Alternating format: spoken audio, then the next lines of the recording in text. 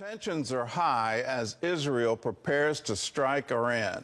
Prime Minister Benjamin Netanyahu reportedly has picked the targets. And the U.S. State Department is telling all Americans to get out of Lebanon. And even as Israel faces war on several fronts, its citizens are celebrating a major biblical holiday. CBN's Paul Strand reports. Here in Jerusalem and throughout the world, Jews are celebrating the biblical Feast of Tabernacles, known as Sukkot in Hebrew. Israelis aren't letting the wars affect their celebrations. The difference is many people who would have been here to mark the holy days are gone. Most tourists just are not coming to Israel right now, and so many relatives and friends are off serving their nation in the wars. The most missed are the hostages held in Gaza. Their absence is being marked by this long table set up in Tel Aviv at Hostages Square with place settings for the missing. On some level, I hope that they can feel that we all love them and we're waiting for them to come home already. It's just been too long. Another Sukkot, a year. It may be a holy week for the Jews of the world, but the fight against Israel's enemies continues. The last few days, the Israeli military has struck hundreds of Hezbollah targets housing weapons and supplies and blown up hundreds of yards of tunnels. Earlier today, American B-2 bombers struck weapons caches used by Houthi rebels in Yemen. Reports say Prime Minister Benjamin Netanyahu has picked targets Israel will hit to retaliate for Iran's massive October 1st missile attack. Such strikes could lead to violence rapidly escalating in the region, so the State Department is urging Americans in already war-torn Lebanon to evacuate. This as Israel is working to comply with a U.S. demand to increase humanitarian aid to Gaza or face a potential weapons embargo.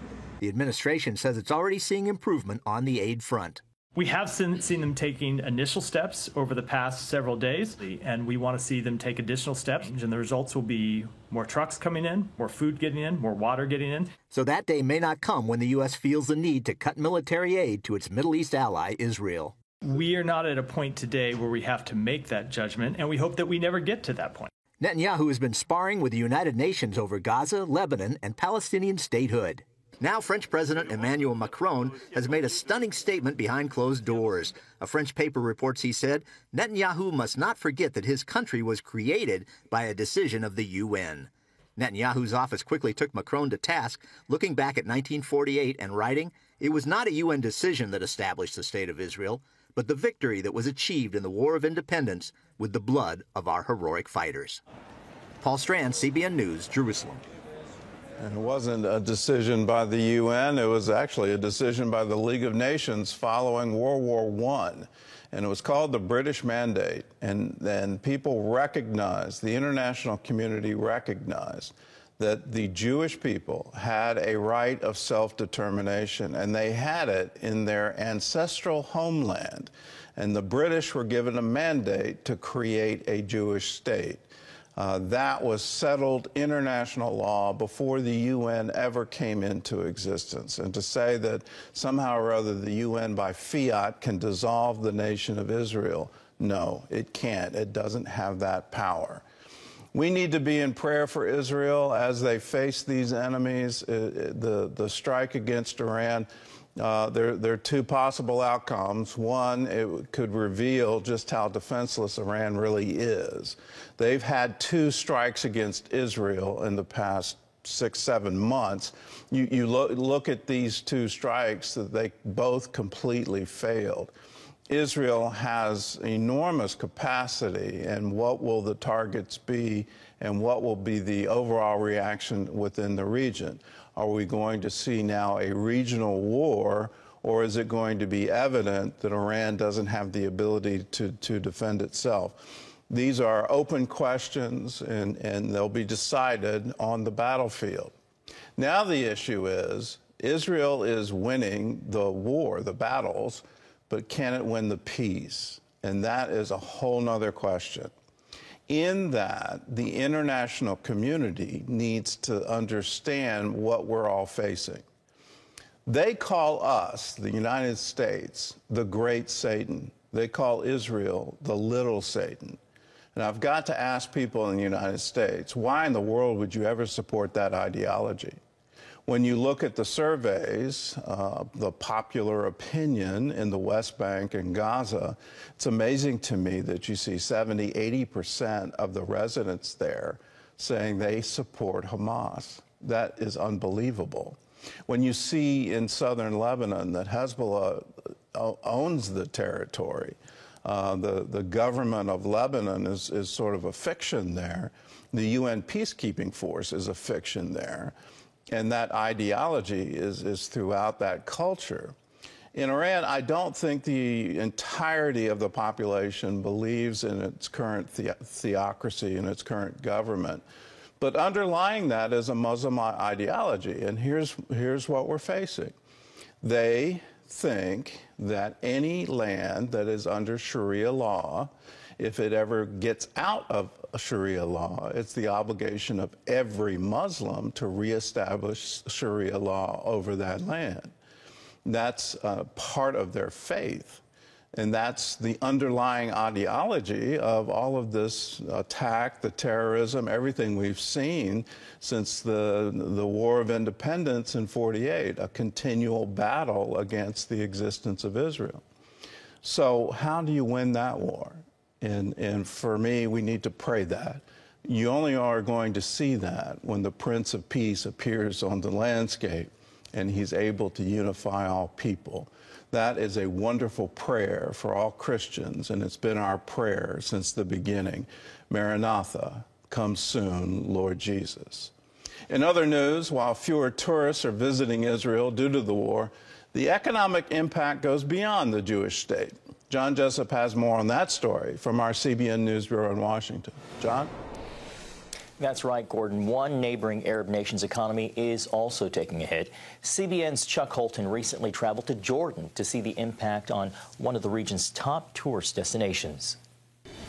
Petra, Jordan's crown jewel and a UNESCO World Heritage Site, normally bustles with thousands of visitors daily. Since October 7th, however, its rose-red facades and ancient streets have fallen eerily silent. No tourists. All the tourists is afraid. Maybe in the Jordan we have war, but the Jordan it's not Palestine. It's far away. For Jordan, it's very safe. Despite Jordan's distance from the conflict, the perception of danger has dealt a severe blow to the country's tourism industry. We have many hotels is closed in this moment. Like it's 28 hotels, maybe it's 30. To be the only person riding a camel through the rose-red city would have been an impossible dream pretty much any other time in history. And being here with no tourists because of the war almost makes it feel like you're discovering it for the first time. It's really amazing. If you like to do shopping, we'll give you a good price. Unfortunately, that dream has become a nightmare for the merchants making their living here. Nice gift to buy from Petra. It's car for 1 JD. When in the high season, we do $200, $300 a day, sometimes $400. Now we make like 10, 15 JD a day, and sometimes no money at all. Like sometimes 5, 6 days, no business. Without tourists, many can no longer feed their families. Well, before October 7th, it was like climbing up to monastery around 2,000 a day, 5,000 visiting Petra downstairs. And now we have almost like 50, 40 a day, sometimes 20, maybe more like downstairs, like 100, 150. Across Jordan, hotel occupancies have plummeted to as low as 3% in some areas. Airlines have cut routes, and cruise ships have canceled visits. Despite their hardships, many here are reluctant to openly discuss the root cause of their economic woes. When asked about the Hamas massacre as a possible reason behind his suffering, Solomon immediately ended the interview, a chilling reminder that people here are very careful not to blame the terror group. As war continues, the economic toll on Jordan and other neighboring countries grows. The once bustling streets of Petra remain silent. Its majestic ruins, both a testament to human ingenuity and a stark reminder of the far-reaching impact of this conflict. From Petra, I'm Chuck Holton for CBN News. Thank you, Chuck. Well, turning now to the 2024 campaign and the candidates' effort to reach out to specific voters. Vice President Kamala Harris spoke to Fox News viewers in a sit-down interview with the network's Brett Baier.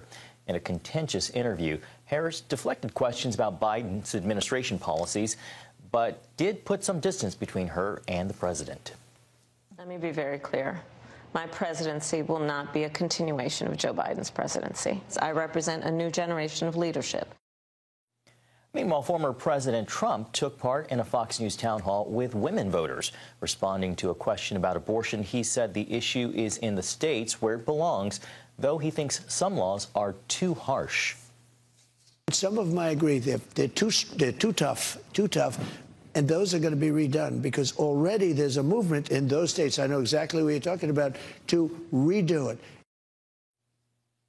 He was also asked about in vitro fertilization and fertility treatment that's become an issue in the abortion debate. Trump said his campaign supports IVF, and he even called himself, quote, the father of IVF. Well, for some couples who have ethical issues with IVF, there's a relatively new option, a uterus transplant. CBN medical reporter Lori Johnson explains how this procedure is showing early success. The birth of a child is a special event, and for Mallory and Nick, their son also made history. That's because his arrival marked the first time a uterus transplant recipient delivered a healthy baby outside of a clinical trial. For us, this is what I feel like I knew that I was supposed to do this. The transplant and the birth took place at the University of Alabama at Birmingham Medical Center under the direction of Dr. Paige Porritt. My level of enthusiasm is over the moon, if that's the way we can rank it. At 17, Mallory received the news that she was born without a uterus and would not be able to experience pregnancy. That changed, however, when she and her husband learned of Mallory being approved to receive a uterus transplant. I think we were both in shock. Yeah, I think that's the best way of putting it. Dr. Porritt feels honored to help couples in this situation. They get to experience the gestation together. And there are many individuals who would argue, and I'm sure that many of your listeners, Lori, really can identify with this, where having a child begins essentially, right, with that conception event or the uterus, the baby growing inside the uterus. While about a third of transplant patients currently reject the uterus within weeks, Mallory remained positive. I never once thought, what if this doesn't work? I knew it would. Mallory received hers from a deceased organ donor, although they can also be living.